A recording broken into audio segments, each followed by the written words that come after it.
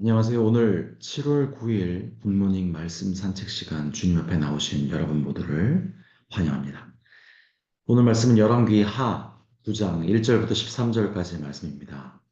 오늘 본문 말씀은요. 이스라엘이 남북으로 분열된 이후에 남쪽이 아닌 북쪽 이스라엘 이야기인데요. 북쪽 이스라엘은 여로보암을 포함해서 멸망하기 전까지 총 19명의 왕이 있었거든요. 그 중에서 10번째 왕인 예후라는 왕이 어떻게 왕이 될 수 있었는데 그 시작점의 내용이 담겨 있습니다. 이 내용을 우리가 미리 알고 오늘 본문을 읽도록 하겠습니다. 제가 읽겠습니다. 선지자 엘리사가 선지자의 제자 중 하나를 불러 이르되 너는 허리를 동이고 이 기름병을 손에 가지고 길앗 라못으로 가라. 거기 이르거든 님시의 손자 여호사밧의 아들 예후를 찾아 그의 형제 중에서 일어나게 하고 그를 데리고 골방으로 들어가 기름병을 가지고 그의 머리에 부으며 이르기를 여호와의 말씀이 내가 너에게 기름을 부어 이스라엘 왕으로 삼노라 하였느니라 하고 곧 문을 열고 도망하되 지체하지 말지니라 하니 그 청년 곧 그 선지자의 청년이 길랏 라못으로 가니라. 그가 이르러 보니 군대 장관들이 앉아 있는지라. 소년이 이르되 장관이여 내가 당신에게 할 말이 있나이다. 예후가 이르되 우리 집 모든 사람 중에 누구에게 하려 하느냐 하니 이르되 장관이여 당신에게니이다 하는지라. 예후가 일어나 집으로 들어가니 청년이 그의 머리에 기름을 부으며 그에게 이르되 이스라엘 하나님 여호와의 말씀이 내가 내게 기름을 부어 여호와의 백성 곧 이스라엘의 왕으로 삼노니 너는 내 주 아합의 집을 치라. 내가 나의 종 곧 선지자들의 피와 여호와의 종들의 피를 이세벨에게 갚아주리라. 아합의 온 집이 멸망하리니 이스라엘 중에 매인자나 노인자나 아합에게 속한 모든 남자는 내가 멸절하되 아합의 집을 느밧의 아들 여로보암의 집과 같이 같게 하며 또 아히야의 아들 바하사의 집과 같게 할지라. 이스라엘 지방에 개들이 이세벨을 먹으리니 그를 장사할 사람이 없으리라 하였느니라 하고 곧 문을 열고 도망하니라. 예후가 나와서 그의 주인의 신복들에게 이르니 한 사람이 그에게 묻되 평안하냐 그 미친 자가 무슨 까닭으로 그대에게 왔더냐 대답하되 그대들이 그 사람과 그가 말한 것을 알리라 하더라. 무리가 이르되 당치 아니한 말이라 청하건대 그대는 우리에게 이르라 하니 대답하되 그가 이리 내게 말하여 이르기를 여호와의 말씀이 내가 내게 기름을 부어 이스라엘 왕으로 삼는다 하셨다 하더라 하는지라. 무리가 각각 자기의 옷을 급히 가져다가 섬돌 위 곧 예후의 밑에 깔고 나팔을 불며 이르되 예후는 왕이라 하니라. 아멘. 네. 오늘 말씀을 시작하면서요. 이런 의문으로 말씀을 시작하고 싶습니다. 대체 어떤 사람이 한 나라의 왕이 될 수 있는 걸까요? 또 그리고 당시의 왕은 하나님으로부터 기름 부음을 받은 사람이어야 왕이 될 수 있었는데 분명히 영이시며 완전한 영광이신 하나님께서 직접 기름을 부으실 수가 없으시니 어떤 사람이 하나님을 대신해서 다음 왕에게 기름을 부어야 할 텐데 그러면 대체 어떤 사람이 그 큰 사명, 다음 왕이 될 사람의 머리에 기름을 붓는 그 큰 사명을 감당할 수 있는 걸까요? 오늘 본문의 내용을 제 표현으로 다시 한번 말씀드린 이후에 이 질문의 내용을 확인하며 오늘 주님을 높여드리기를 소망합니다. 오늘 본문은 이렇게 시작됩니다. 북이스라엘의 다음 왕이 될 예후가 누구의 아들인지부터 밝히면서 시작합니다. 예후는 nim시의 손자 여호사밧의 아들이었다고 합니다. 보통 그 당시에 그 사람이 누구인지 밝힐 때는요. 그 아버지 이름만을 밝히는 것이 일반적입니다. 그런데 성경은 오늘 아버지 이름만 밝히지 않고 할아버지 이름까지 밝히고 있습니다. 왜냐하면 예후라는 사람의 아버지가 여호사밧이라는 이름을 갖고 있었는데요.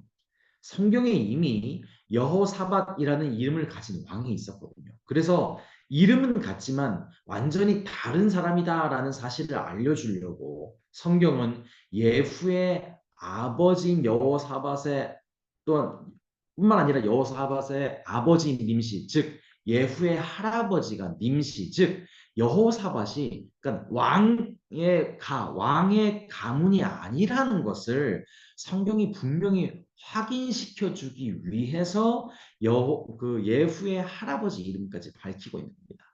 즉 당시에 아합과 아합의 아들들이 북이스라엘의 왕권을 이어가고 있었는데요. 그 왕가와 완전히 다른 사람인 예후를 하나님께서 다음 왕으로 선택하셨다라는 사실을 말씀해 주고 있는 겁니다. 그리고 이어서 하나님께서는 선지자 엘리사가 아닌 엘리사의 한 제자 중에 뭐 소년이라고도 불리고요. 오늘 말씀에 청년이라고 불리는 좀 또한 이름도 밝혀지지 않은 한 제자를 통해서 다음 왕으로 세울 예후에게 기름 붓게 하시죠.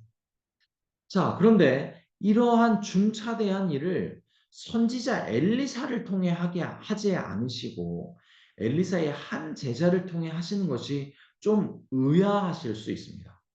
그러나 하나님은 그렇게 하셨어요. 그리고 이어서 엘리사는 자신의 그 제자에게 어떻게 기름을 부어야 하고 그 기름을 붓고 어떻게 행동하고 도망할 것까지 세세하게 일러줍니다. 자, 그런데요. 엘리사의 과거 행적들을 보면 엘리사의 전 인생을 보면요. 참 이것이 엘리사답지 않은 행동임을 알 수 있습니다. 왜냐면요. 엘리사 그는 사실 성격이 친절한 사람은 아니었습니다. 좀 교만하다 싶을 정도로 도도했고 권위적이었던 사람이었습니다. 물론 그럼에도 불구하고 하나님의 자비의 은혜로 하나님께서 그를 택하셨고 그를 사용하셨지만 그는 진짜 만만치 않은 성격을 가진 사람이었기 때문에 그가 타인을 향한 친절, 타인을 향한 자비로움은 사실 찾기가 어려웠던 그러한 사람이 바로 엘리사였습니다.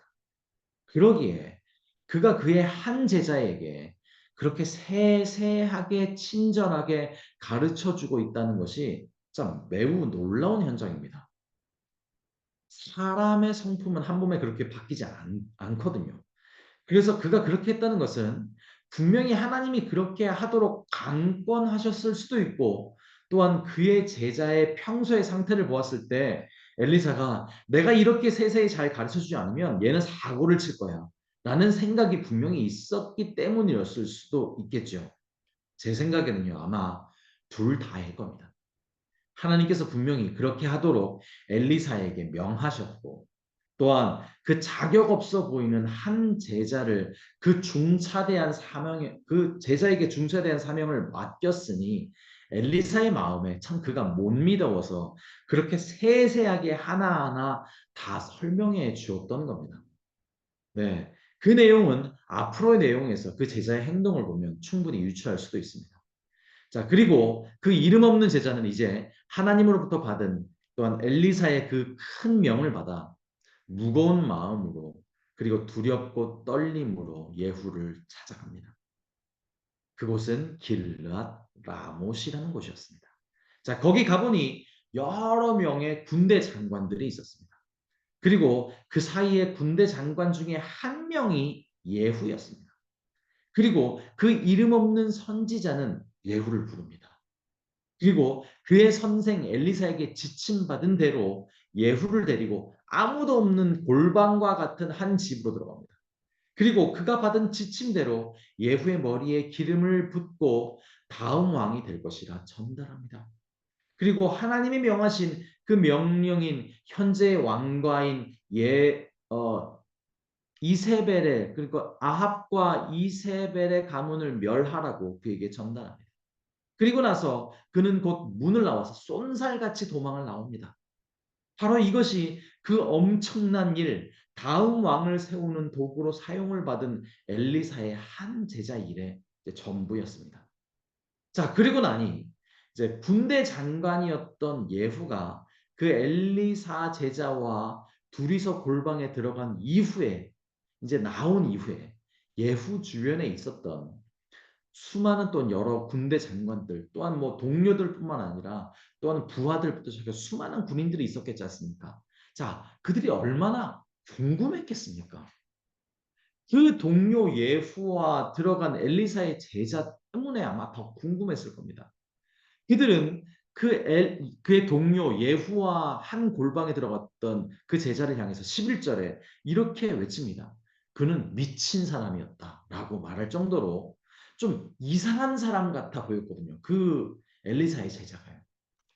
기록이 정확히 없어 우리가 명확하게는 알 수 없으나 분명히 그의 행동, 뭐 말, 언변 모든 것이 아마 다 좀 이상하다고 느껴졌던 것 같습니다. 그리고 그 제자가 도망친 이후에 그 집에서 천천히 걸어 나온 그의 또 머리에는 기름이 뚝뚝 흐르면서 걸어 나온 그들의 동료 예후를 보고 그 동료 주변들 군인들과 장관들이 얼마나 궁금해서 물어봤겠습니까? 그 질문들을 쏟아부었겠죠. 야, 무슨 일이야? 저 미친 사람이 너한테 무슨 일을 한 거야? 대체 뭐라고 했던 거야? 그리고 지금 너 머리에 흐르는 그건 뭐야? 라고 물어봤겠죠. 그러자 예후는 멋쩍은 듯 이렇게 말합니다. 아, 너네가 막 대충 짐작할 거야.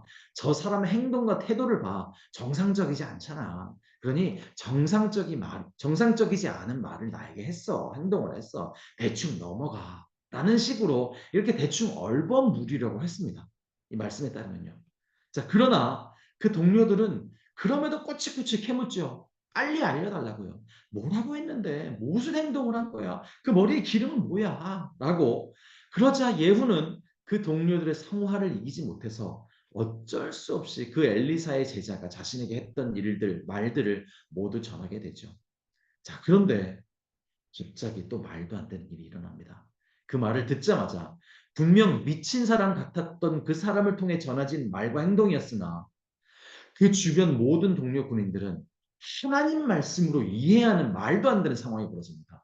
그래서 그 자리에서 고개를 숙이고 자신들의 모든 겉옷을 땅에 깔고 나팔을 불며 이 사람 예후가 하나님이 세우신 다음 왕입니다. 라고 외치며 소리치며 그날 예후가 다음 북이스라엘 왕으로 추대되는 사건이 벌어집니다.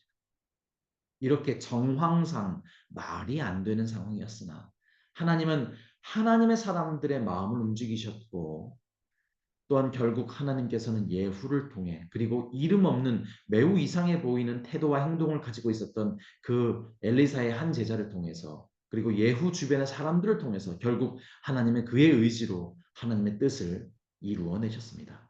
바로 이것이 오늘 본문에 기록된 북이스라엘의 10대 왕으로 세워질 예후라는 왕이 어떻게 왕이 되게 되었는지에 대한 기록입니다. 자, 그러면요. 제가 서두에 드렸던 그 질문에 대한 대답을 찾으셨습니까? 대체 어떤 사람이 한 나라의 왕이 될 수 있습니까? 그리고 하나님을 대신해 왕에게 기름을 붓는 일을 할 수 있는 그 중차대한 일을 할 수 있는 사람은 어떤 사람입니까? 바로 이 질문이요. 대답을 찾으셨습니까? 못 찾으셨다고요. 네, 사실 저도 잘 못 찾았었습니다. 아니, 찾을 수가 없었습니다. 왜냐하면 하나님이 우리 세상의 눈으로는 잘 우리가 발견할 수 없도록 하셨기 때문입니다. 그리고 우리 세상 사람들의 관점에서 그런 특별한 점을 발견할 수가 없었기 때문입니다. 그리고 사실 그것을 찾으려는 노력 자체가 사실은 쓸데없는 일이기 때문입니다. 하나님께서는요, 왜냐하면 사람의 자격이 아닌 그저 은혜로 그 일들을 이루시기 때문입니다. 그렇습니다. 한 군인이었던 예후가 왜 북이스라엘의 다음 왕이 되어서 하나님이 명하신 그 무거운 일을 감당할 수 있었던 것인지, 중요한 일을 감당할 수 있었던 것인지 우리는 모릅니다.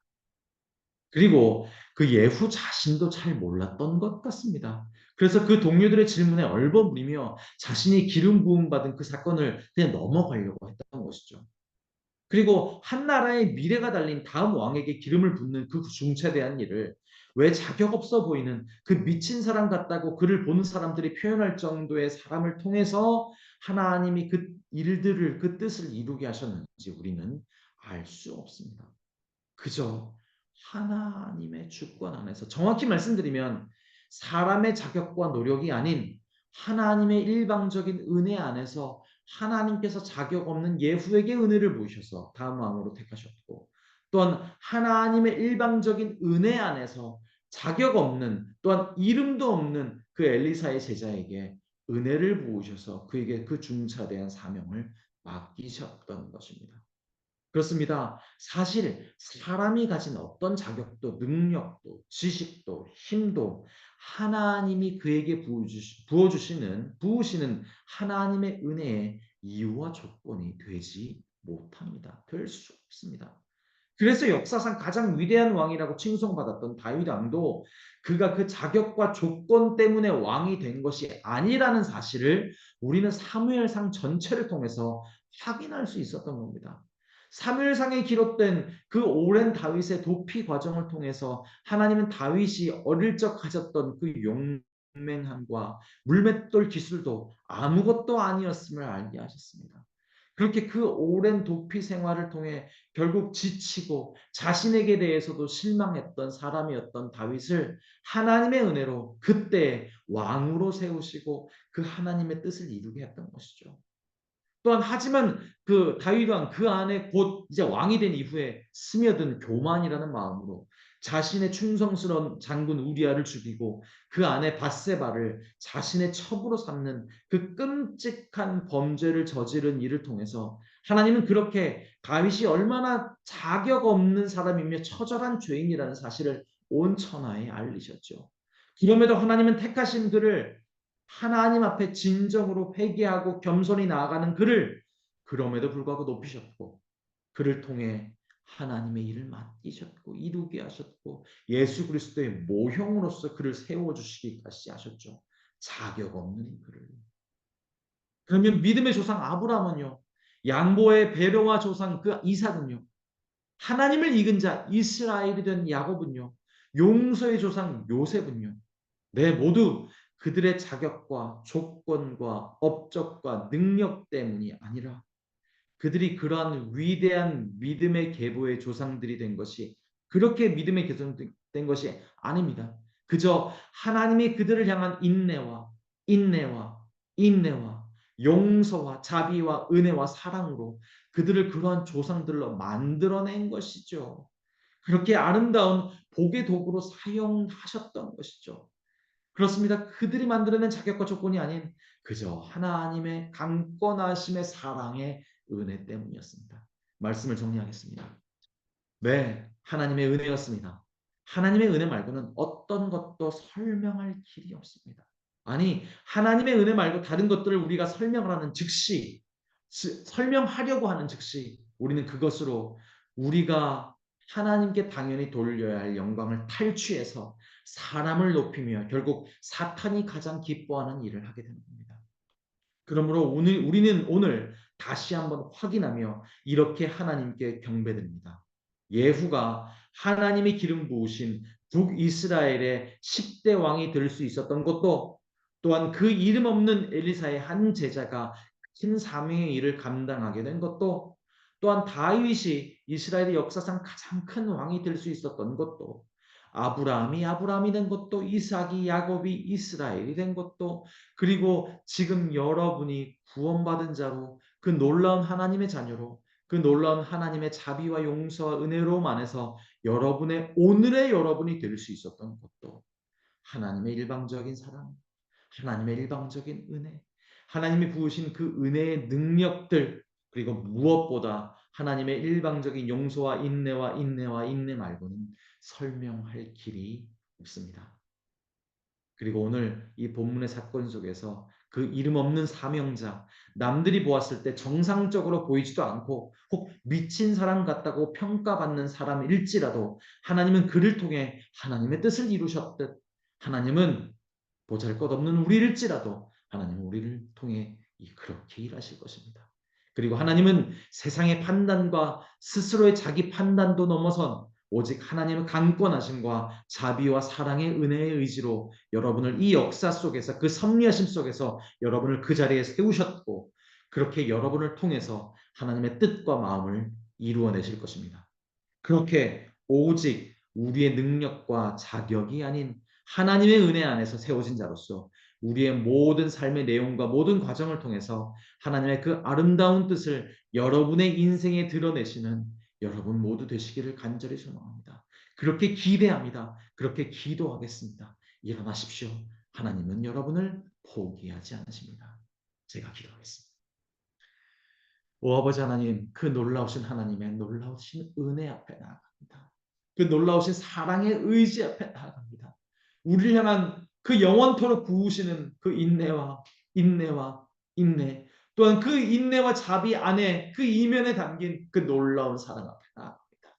그러기에 하나님, 우리 스스로의 볼 수밖에 없는 이 보잘것없음과 이 자격 없음과 이 모든 것들 내려놓은 하나님 앞에 그 모든 것 내려놓을 수밖에 없습니다. 또한 반대로 우리가 성취했던 그 모든 잘남과 그 모든 칭송 또한 다 내려놓을 수밖에 없습니다. 모든 것은 하나님의 은혜였기 때문입니다. 그렇습니다. 이렇게 하나님의 은혜로만 나아가는 우리 한 사람 한 사람 주님 이 시간 사용하시고 주님 강권하시고 하나님의 놀라운 은혜로만 채우시고 우리를 통해 온전히 하나님의 이름이 하나님의 역사가 드러나는 역사가 우리의 오늘 하루 가운데 우리 전 인생 가운데 있게 하시옵소서. 그런 참 겸손한 하나님의 도구로 우리 한 사람 한 사람을 세우시고 우리 AKPC 성도님들 한 사람 한 사람을 높여주시옵소서. 그렇게 하나님께서 일하시옵소서. 예수님 이름으로 기도드렸습니다. 아멘. 이 시간 합심으로 기도할 기도의 주제를 나누겠습니다. 먼저 오늘 말씀을 통해 하나님께서 강조하시고 말씀하시고 깨닫게 하신 그 내용을 가지고 함께 기도하시기를 소망합니다. 그리고 하나님께서 세우신 우리 교회 비전을 위해 기도합시다. 예수산책 AKPC 말씀으로 참 제자로 참 미셔널 공동체로 우리 교회가 세워져 나갈 수 있도록 그리고 담임 목사님의 수술로 모든 치료 과정 가운데 하나님의 인도하심이 넘치도록 기도합시다. 또한 진행되고 있는 교회 모든 지금 썸머 캠프를 비롯한 모든 행사와 사역을 통해 AKPC가 그를 통해서 하나님의 마음만이 전해지고 하나님의 뜻이 이 교회 안에 펼쳐지고 더욱 하나된 참된 교회가 될 수 있도록 기도합시다. 짐바브웨 선교사님인 전동찬 하형언 선교사님을 위해서 그리고 각 목장에서 섬기시는 선교사님들을 위해서 그리고 투병 중인 성도님들 경제적으로 신분적으로 어려움 겪고 계신 성도님들을 위해서 이 시간 합심으로 기도하겠습니다. 다 같이 기도합니다.